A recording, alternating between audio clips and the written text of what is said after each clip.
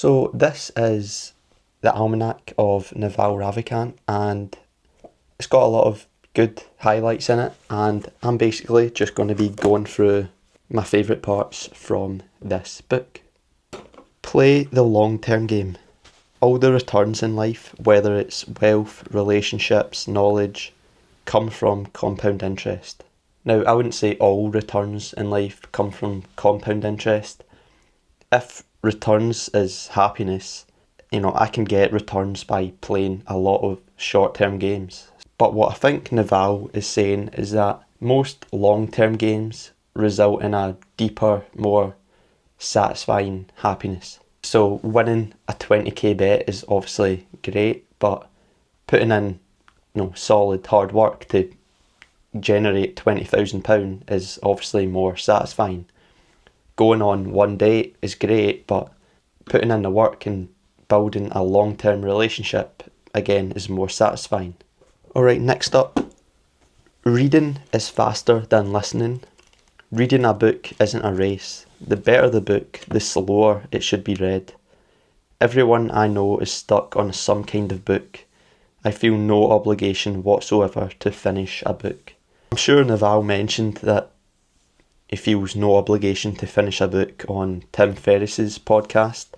It's great advice, but honestly, that's not something that I do.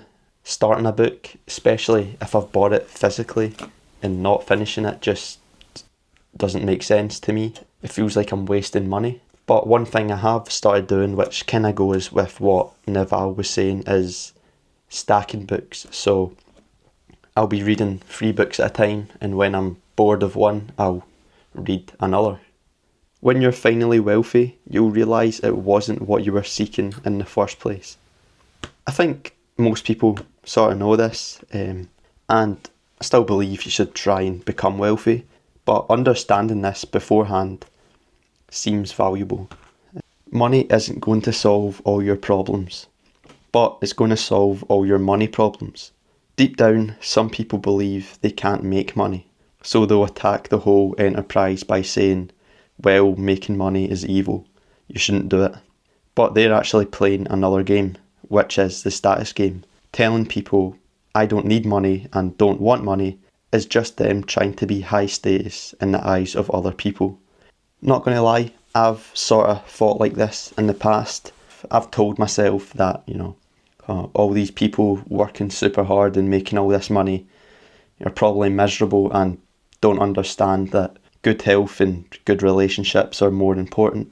And yes, that's true, but making money is important as well. And me telling myself that was sort of just, an excuse, a way for me to feel better about not making as much money. It's extremely difficult to gain financial freedom with any normal job. In almost any salary job, even one paying a lot per hour like a lawyer or doctor, you're still putting in the hours and every hour you get paid. As fulfilling as being a doctor or a lawyer or, in any high paying job would be, you're still putting in a lot of time.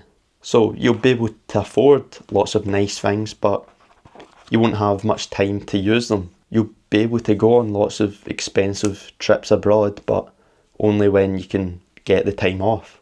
Now, I still think that you can be in a 9 to 5 job and be pretty satisfied, so much so that you don't really need that financial freedom, but it's still worth working towards. And I think working on some sort of side business that can generate money without you having to put in the physical work is worth it. Even if it doesn't work out, it's still worth giving a go. Explain what you learn to someone. Teaching forces learning. So other than getting filthy rich from this YouTube channel, that's probably one of the main reasons that I'm doing this. I feel like the things that I've been writing about for a while, they're just starting to sink in more. Through this YouTube channel, I'm trying to teach the things that I've been writing about, and I genuinely think there's something about scripting out these videos and recording them and editing them that's just making the knowledge enter my brain better. The world just reflects your own feelings back at you. Reality is neutral. reality has no judgment. To a tree, there is no concept of right or wrong, good or bad. You're born, you have a whole set of sensory experiences and simulations, lights, colours, sounds, and then you die. How you choose to interpret them is up to you. You have the choice. So this is probably one of my favourite quotes from this book. I don't know why, I just like those words in that order. Eliminate as many shoulds out of your life as possible. Sometimes externally, if something's happening, a should is helpful. You know, if you see someone drowning and you're a great swimmer, you should try and save them. Like that should is useful. It's the internal shoulds that are the problem. So when you're constantly thinking to yourself, I should have X or I should have done X by this time, those are the ones that are going to feel bad and aren't really that helpful. Happiness is what's there when you remove the sense that something is missing in your life. If you take the very long-term point of view and take the emotions out of it, you wouldn't consider most things mistakes or problems. And I've sort of noticed this with journaling. I've looked at past entries from months or years ago and they just kind of seem stupid now. I think meditation is like dieting, where everyone is supposedly following a regimen. Everyone says they do it, but nobody actually does it. The advantage of meditation is recognising just how out of control your mind is. So I meditated every day for a while and sometimes it's pretty good, it goes well, it feels relaxing, and for the most part I'm doing nothing. But if I'm being honest, most days I'm just thinking with my eyes closed and not really meditating. And that alone showed me just how out of control our minds are. You know, the fact that I can't sit for 5 minutes and focus on any of my thoughts or even recognise that I'm thinking the entire time, that's quite crazy. And it just shows me how little control I have over my mind.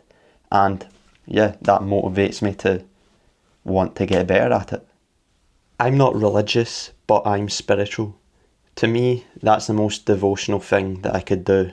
Study the laws of the universe.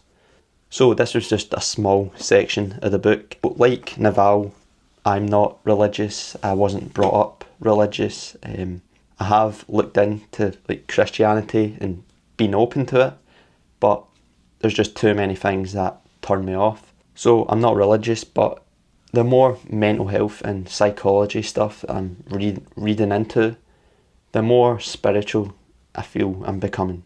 I also agree with him when he says that studying the laws of the universe is one of the most devotional things you could do, because you can still feel a great sense of awe for the world even if a god didn't create it.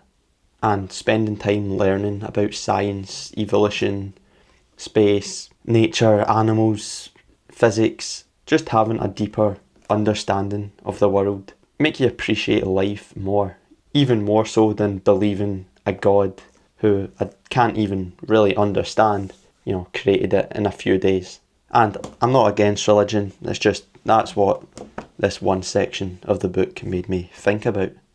Most of our suffering comes from avoidance. You know, if your automatic response is to avoid things you're scared of, then you're never going to find out that you're stronger, more intelligent, more capable of, you know, going through those things.